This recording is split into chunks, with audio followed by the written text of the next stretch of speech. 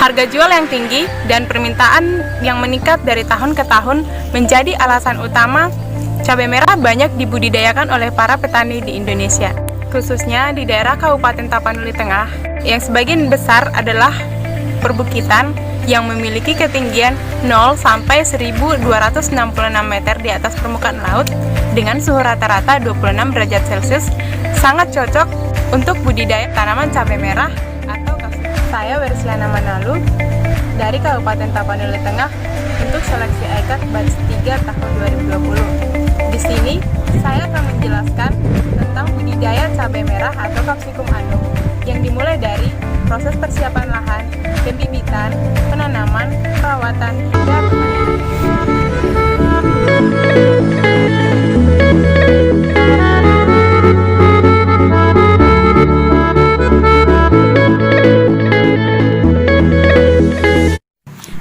Tahap persiapan lahan dilakukan dengan membersihkan lahan dari gulma, rerumputan, semak belukar, serta sampah-sampah lainnya. Lahan sebaiknya dicangkul ataupun dibajak dengan traktor. Pada saat penggemburan, tanah perlu dibalik supaya bibit-bibit penyakit seperti cendawan dan nematoda yang berada di bawah tanah terkena sinar matahari dan mati. Proses penggemburan lahan dibiarkan selama 1-2 minggu untuk mendapatkan sinar matahari secara langsung. Setelah lahan gembur, dapat dicampur dengan kapur pertanian dan pupuk kandang. Kemudian, dibiarkan selama kurang lebih 1 minggu. Kapur yang digunakan adalah kalsium karbonat atau dolomit untuk meningkatkan kadar pH tanah atau sekitar 5,6 sampai 8,8. Pemberian kapur tidak boleh berlebihan karena dapat menyebabkan korosi, mengurangi pembentukan klorofil, dan pertumbuhan tidak sempurna atau bahkan mati. Dan apabila terlalu asam, tanaman dapat mengalami keracunan aluminium. Umumnya, bedengan dibuat dengan lebar 100 sampai 120 cm dan tinggi 30 sampai 40 cm dengan jarak antar bedengan adalah 100 cm untuk memudahkan perawatan seperti penyemprotan, pemupukan, bahkan pemanenan. Kemudian dilakukan pemupukan. Pemupukan bertujuan untuk menyediakan unsur hara yang dibutuhkan oleh tanaman oleh karena kandungan hara pupuk organik relatif rendah. Perlu diberikan pupuk anorganik berupa urea 250 kg per hektar, TSP atau SP36 sebanyak 500 kg per hektar, dan KCL sebanyak 400 kg per hektar.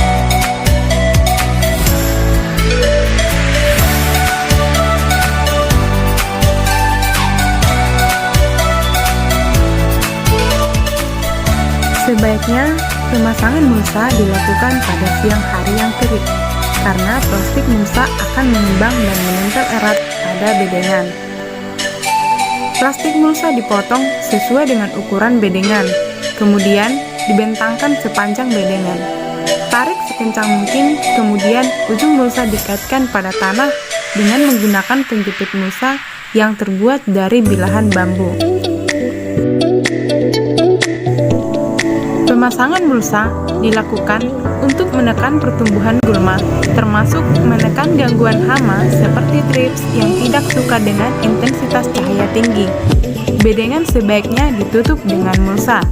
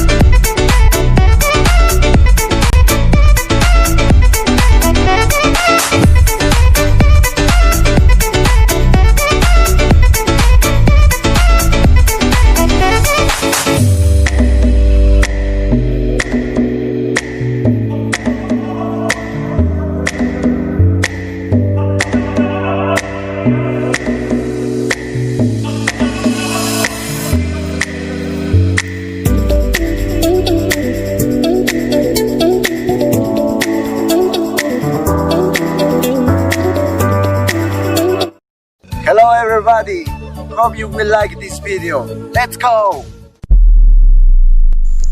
Sebaiknya, pembibitan dilakukan tepat sebelum penggemburan lahan.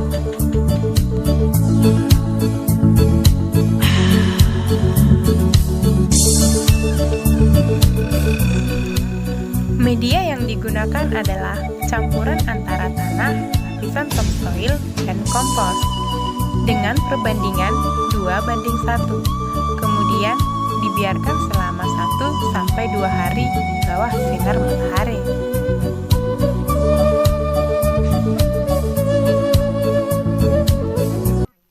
Benih yang baik sebaiknya direndam dengan air hangat selama semalaman untuk merangsang perkecambahan dan dapat direndam dengan larutan fungisida selama kurang lebih 5 menit.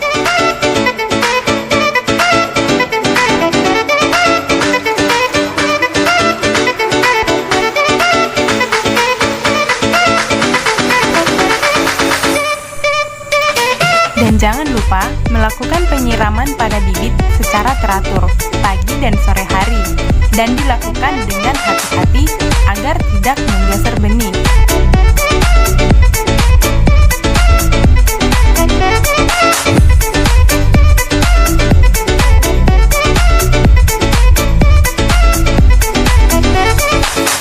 Hello everybody, hope you will like this video. Let's go!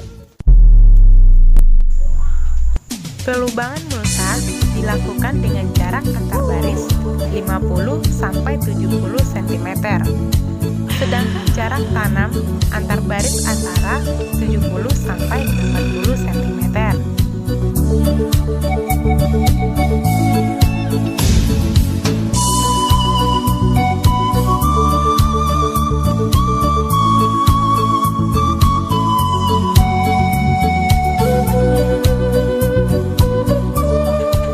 Sebelum penanaman, sebaiknya dilakukan penggemburan tanah terlebih dahulu dan membuat lubang tanam.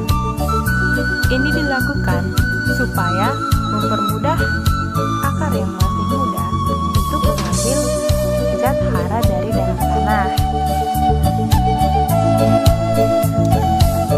Penanaman bibit dilakukan setelah memiliki 6-8 helai daun dengan ketinggian antara 10-20 cm atau berumur sekitar kurang lebih 1 bulan.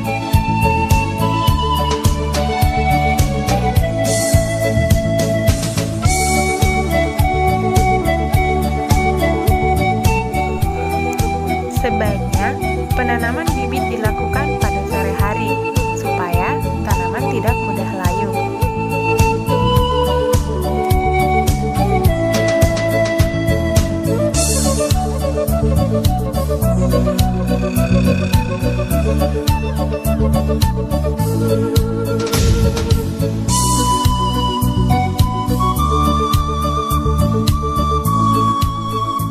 Pemasangan anjir sangat diperlukan supaya mencegah tanaman roboh dan dapat berdiri dengan kokoh.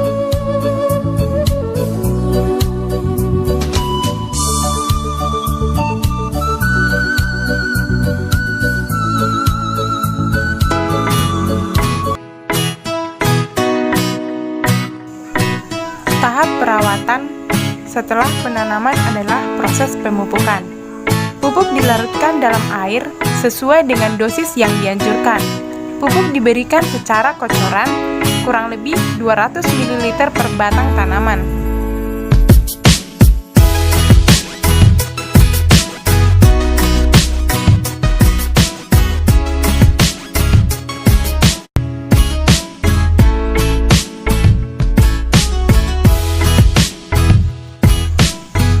Jenis pupuk yang digunakan Pak Urea, SP36, KCL, pupuk daun, dan pupuk mikro.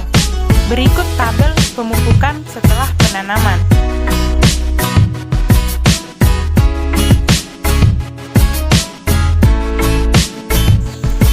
Penyiraman sangat perlu dilakukan terutama pada saat tanaman berusia muda dan pada saat musim kemarau. Hello everybody, hope you will like this video. Selain Let's pemupukan, go! Langkah selanjutnya dalam tahap perawatan adalah pengendalian hama.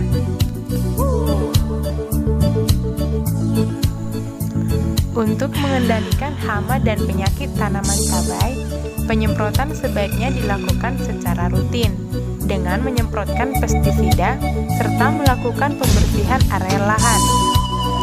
Thrips menyebabkan daun bagian bawah berwarna keperakan, kemudian daun mengeriting, sehingga tanaman menjadi kerdil dan mati pucuk. Pengendaliannya adalah dengan melakukan pemasangan mulsa perak dan sticky trap, atau dengan penyemprotan pestisida berupa kurakron atau Agrimax. Lalat buah, kebusukan pada buah. Pengendaliannya adalah dengan menggunakan perangkap feromon dengan bahan aktif metil eugenol. Penyakit antraknosa menyebabkan gugur buah sebelum dipanen bahkan busuk. Pengendaliannya adalah dengan menyemprotkan pestisida berupa antrakol. Penyakit layu fusarium menyebabkan layu pada tanaman yang masih muda dan mati. Sebaiknya sebelum penanaman, perendaman benih dilakukan dengan benomil atau derosal.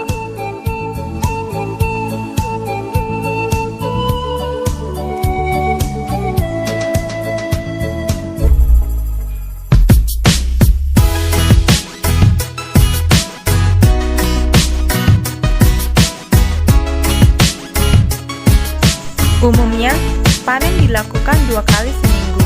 Panen sebaiknya dilakukan pada pagi hari, setelah ada sinar matahari. Saat itu, embun yang menempel pada buah sudah hilang, sehingga buah cabai tidak mudah membusuk.